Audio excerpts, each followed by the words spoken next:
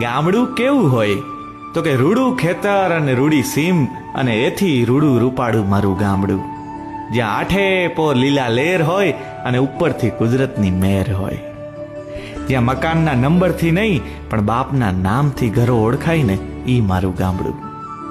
જ્યાં પ્રદૂષણનું કારણ બનવાને બદલે પ્રકૃતિના ખોળે અને આવા જીવોના સથવારે જીવન જીવવાની મોજ આવે ને ઈ મારું ગામડું.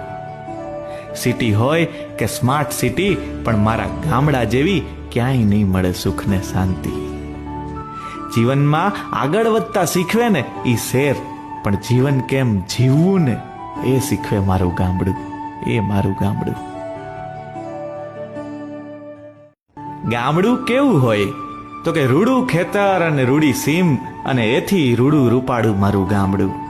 જ્યાં આઠે પોર લીલા લેર હોય અને ઉપરથી કુદરતની મેર હોય,